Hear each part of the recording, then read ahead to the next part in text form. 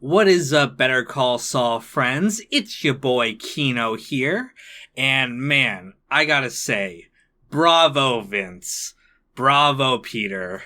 Series finale Saul Gone is Kino of the highest caliber. It has put Better Call Saul and Breaking Bad into a whole new context and made Vince Gilligan's crime epic into the greatest show ever made. Better than The Sopranos, better than The Wire. Period. That's something one of my viewers posted in the Discord. That's for you, Karnov. Welcome everyone to the last Better Call Saul reaction I'm ever gonna do. It's the last episode of the show. Saul Gone, or Saul's Gone, I guess. Is it? I don't know which one, but I have a lot to talk about. Straight off the bat, let me just say, good episode. As an episode in and of itself, I liked it a lot. I thought, it was really, it was emotional. Like, it was it was satisfying in the same way that Breaking Bad's ending was satisfying. Like, I enjoyed what happened in it. As just an hour plus of entertainment. I have some criticisms now of the whole season as a whole, now that we know where everything was headed, because that was always the defense people were like telling me, like, oh, trust me, it all makes sense at the end. And it's like, no, now that we have the complete picture, the problems I talked about before are even bigger problems. Let me give a quick recap of what happens in this episode. So, last episode in the Gene timeline, he gets found out off of fucking AskJeeves.com. I have so many thoughts that are popping into my head, but I gotta just get through this plot summary. He gets found out, she calls the cops, he runs, they find him, he gets arrested, he negotiates a deal, he is gonna get 7 years, but then he hears that Kim confessed, about her role in Howard's murder. They take him to court, he basically confesses to everything, he takes it all onto himself and finally admits who he is. Even has this great line about, I'm Jimmy McGill, not Saul Goodman. He goes to prison for like 86 years. I think that's what the final sentence was. And then Kim's there waiting for him, or, she as his lawyer, and they share a cigarette and she walks off and he's left to spend the rest of his term in prison. A relatively cushy prison, and also the inmates respect him. So that's what happens. What do I really like about this episode? Well, we get a lot of, like I said, great character stuff about, again, the theme of the whole series can basically just be summed up as, that Jimmy was constantly, heading into the darkness, becoming a worse and worse person, turning off his emotions, turning off his identity, and the Saul Goodman persona is the same as, the Heisenberg persona for Walter White. It's this, outlet for, him to kind of put all his bad, traits into, and basically, dissolve himself of any kind of responsibility. It's not Jimmy, it's Saul. Saul's the one doing it, just like Heisenberg was the one doing all of that stuff. And just like Breaking Bad, right, there's this kind of idea, like this Jekyll and Hyde thing, where it's like, I have two separate identities, but they're also the same person too. There's this, at this core, this is who he is. We get, and then the court scene of him finally confessing and making it all right with Kim. Also similar to, it has elements of both, when Walter confessed on the phone to get all the responsibility on him rather than Skyler. And then also when he had his heart to heart with Skyler and was like, I did it for me. he was finally honest for once. I don't think that was a legal thing what he was doing. I think Legal Eagle is probably going to review this episode in the future and be like, you're not allowed to talk over each other and just talk while someone else is objecting and stuff like that. But setting all that aside, there's a lot of great callbacks in this episode. I mean, I spotted, fucking a dozen at least. The plane that they fly on is a Wayfarer line.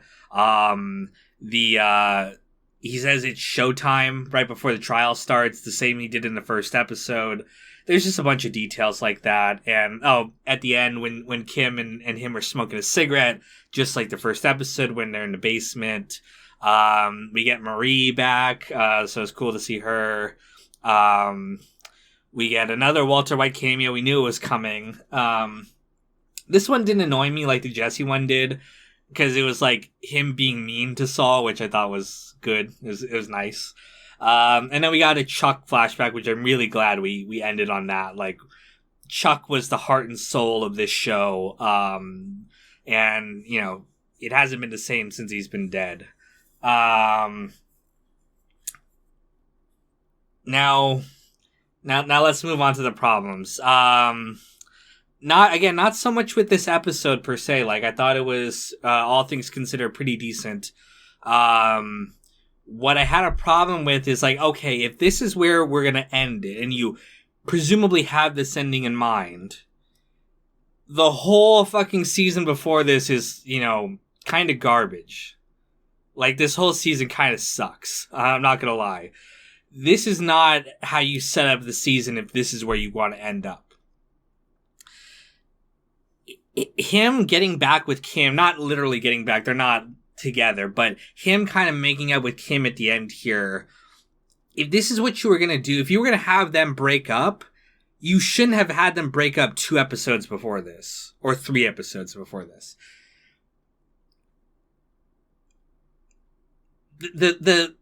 I'm going to talk a lot about parallels between this and Breaking Bad, and that's going to piss some of you off. You're like, it's not Breaking Bad, stop comparing it to Breaking Bad. Yes, it is Breaking Bad, okay? It's the same fucking series. It's a prequel/sequel. It's riding on the coattails of Breaking Bad. It's the same kind of narrative structure of Breaking Bad. It's the same show. I don't know why this is so hard to understand that, like, yes, you should follow the same kind of format you are following in Breaking Bad.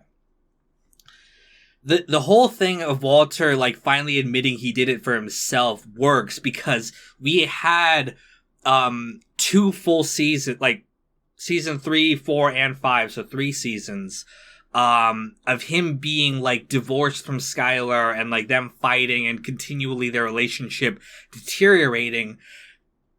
So that when they finally had that heart to heart, that moment, and she lets him see Holly for one last time, it's this incredibly powerful moment because we built up all this time with them apart. This does not work the same way that it does in this show, because they were together and completely on the same page right up until Howard's death. Now, you're going to say, oh, yeah, well, of course, Howard's death changes everything, but it changes everything so late in the game. Imagine if Skylar and Walt were together in a stable relationship until like gliding all over, and it all fell apart from there. You would be like, and then at the end they got together. That's the biggest thing. It's not just that it's like, it's all falling apart at the end here, but it's like, we're going this direction, and right at the end, we're like, whoa, up here again. And I get the whole, like thematic point of this, which is that, like, you have to, like, be honest about who you are. You have to own up to your faults, admit your mistakes, and then you can move forward and be a better person. And that's what Jimmy was not doing the entire show. But I'm just saying, like, it felt like Jimmy's descent was, like, all in a matter of these last few episodes. Like, he got so much worse. Like, in the Gene timeline, right? Gene was, like, going all on like this, and then, like, whoosh, and then right up again at the end. So that's his character journey. Flatline, down, up again, right at the end. It's not like Breaking Bad where it was like straight through, like every single action was contributing towards this thing. again, I get the rationale behind it. I get that Jimmy's descent into this, like, very aggressively, I don't know if evil is the right word, but very aggressively shitty persona that he has in the last 2 episodes when they're robbing these people. I get that it's a result of, like, all the buildup of his being bored in his Gene life, and it's like he's trying to take back control and trying to get some excitement in his life, and that's why he becomes this shitty person. But it feels like it's all happening right at the end here, and then right at the very last second in this episode, we turn it right back around. Now, some people were commenting that, like, I have a preconceived notion of how this show is supposed to go, and that's why I'm disappointed in it. And I think that's true, but I think my preconceived notion is how it should have gone. I think I'm not basing this on, like, what I want to happen. I'm basing this on, like, what should happen in terms of good storytelling. You need to set up elements and follow them through to the end here. Now, again, different shows can do things different ways, but this is coming off Breaking Bad. Breaking Bad had this kind of structure. We're in the same world. We're in the same, narrative universe here. It should follow the same kind of pacing and the same kind of storytelling rules that Breaking Bad set up. This is not a completely different franchise, guys. So that's, like I said, I like this episode. If this is the ending, I'm happy with it, but I would have changed everything about season 6. I'd have changed a lot about season 5. Something bad should have happened at the end of season 5. The first half of season 6 should have been them dealing with it / Saul becoming, like, the Saul Goodman we know from the show, being in his office, actually doing, like, the petty kind of crime that we saw him do in Breaking Bad. He doesn't do any of that here. We see some, like, montages and stuff and some, like, it happens off screen kind of stuff, but he doesn't do any of it here. It's all these, like, long-term capers. I don't like it. So again, first half of season 6 should have been that. It should have been the growing kind of distance between him and Kim. And then she could have left him maybe at the midway of season 6. So instead of the shocking Howard Hamlin death that comes out of nowhere, that could have been the climax, the mid-season climax, her leaving Saul.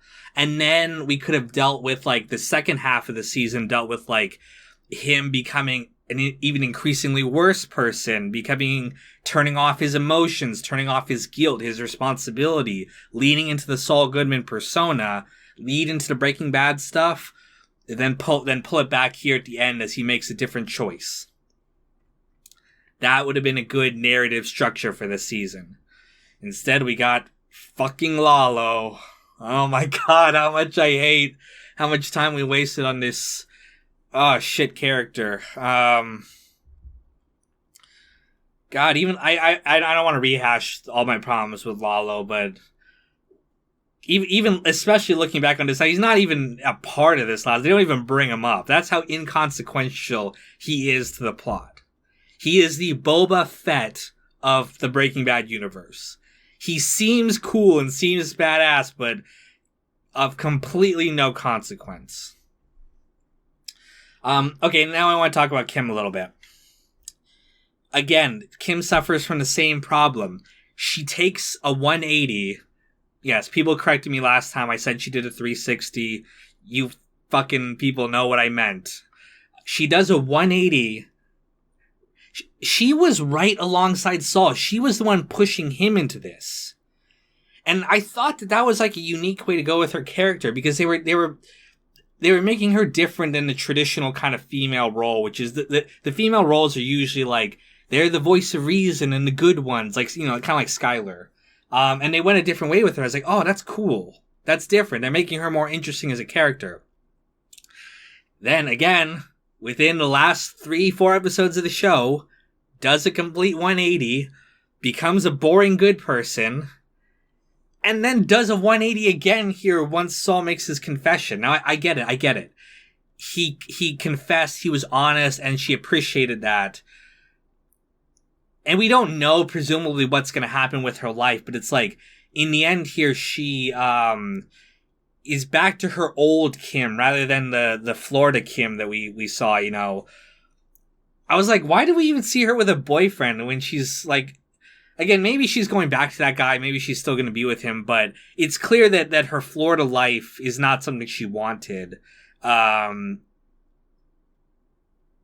Or maybe it's not clear that. Again, I think her little Florida arc is convoluted. Again, maybe if we'd had more time to flesh it out, rather than getting like 2 or 3 scenes of her in Florida, we could have fleshed out how she's feeling down there, you know, and given a justification for her going back to her old ways. Because we see her at the end as old Kim.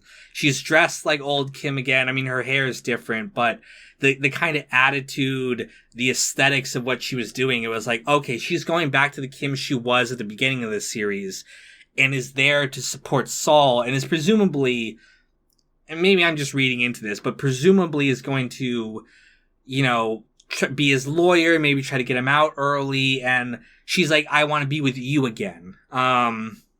Again, that could just be my reading. I just watched this. I would need to go back and watch it more times to really fully analyze and understand it. But if that's where she was going to end up, she shouldn't have done the 180 away from Saul, again, within a few episodes. We don't even get time to really sit with that decision.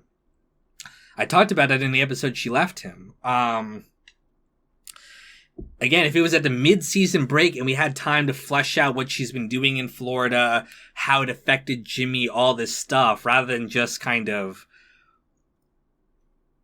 you're meant to just explain it to yourself in your head rather than the show actually showing you what happened, which I don't think that's the way they should have done it. Now, again, I think some of this is probably COVID. I think they had to change, you know, filming schedules, plus Bob Odenkirk's heart attack. So I really think I see elements there of they just had to kind of film it the best way they could. But this could have been a better show than Breaking Bad, but it's absolutely not. 100% this is not better than Breaking Bad. I don't care what anyone says here. It's like, oh my god, it's more No. Breaking Bad was a masterclass in terms of pacing. Breaking Bad was slow at times, but the slowness really contributed to the overall the explosive moments, the action, and it was fast paced overall. Slow moments meant to, you know, heighten tension, let you kind of absorb what was happening, but the story was moving at a breakneck pace, which is why it's so easy to watch it all the way through. This show is more confused than Breaking Bad was. It goes left, it goes right. Some characters don't get the fleshing out that they need. Some do. Some characters don't have satisfying conclusions. Some do. It's all over the place. So I'm not saying it's a bad show by any means. I think it's a great show. There are characters and story arcs on this show that I absolutely love. But it's not flawless. You know, arguably Breaking Bad's not flawless, but it's closer to flawless than this show is for me. And the other thing you have to understand, guys, is I know some of you are going to disagree with what I had to say, but I'm better than you are because I have a YouTube channel. So that's, you know, your opinion doesn't matter. I'm joking. No, in all seriousness, I understand people have different opinions than I do. I'm not trying to be inflammatory. You know, if you love this show, no, if you think this show is flawless and everything, no, you know, hate from me here. I see the appeal, and I still think this is the best show on television right now, period. 99% of television is garbage. And this show, for all of its flaws, in my eyes, is still a shining beacon of, competent writing. The writing has blunders. And maybe some of that's not even the writing. Maybe some of that, again, was just the reality that they had to deal with because of COVID and because of shooting schedules. But, even with all the stumbles, I still think this is an incredible show, ambitious, character focused, and without a doubt, I mean, I'm glad it exists. Like, I've loved watching this show. I'm gonna rewatch it. I will do analysis on it. But yeah, this last season has really disappointed me overall. But with some good episodes, yeah. Like I said, I've the Breaking Bad episode, the one before it, I think, and this episode, I thought were good episodes, like solid. I don't know if there's anything else I have to say here. I guess the one thing I want to say is I'm going to be streaming a discussion stream about this show next Sunday. So Sunday the 21st. I'll do it at probably 12 p.m. Pacific time. I'm going to do it on this Kino Studios channel. I did the last one on the main channel, but I want to try to get some people over here. The reason I'm not doing it like right after this is because not everyone watches it the very day of. You know, some people have to wait a little while. Give it a week. People can watch it, sit with it, think about it. And we will discuss it on stream.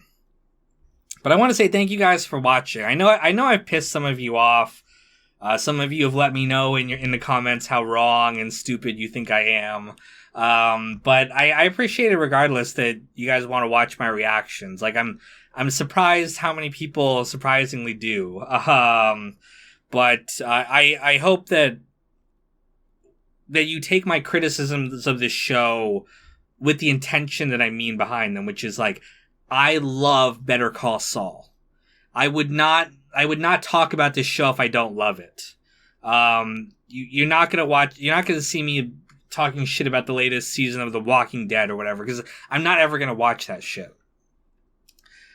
I watch great shows and I rightly criticize the things that I think could have been done better, but it's out of love. Vince Gilligan, bravo. Bravo, Peter. It all made sense in the end. So, thank you. And thank you to all the wonderful cast of this show. You all did an incredible job. There's not really any bad acting. Even New Jeff. Leave New Jeff alone, guys. He's doing his best. So yeah, I think that's everything I have to say here. Thanks for watching, and check out next week I'm gonna start reacting to Game of Thrones, House of the Dragon, Game of Thrones. So if you like that series, you have that to look forward to too. So you got a lot more content coming from me. So talk to you guys then.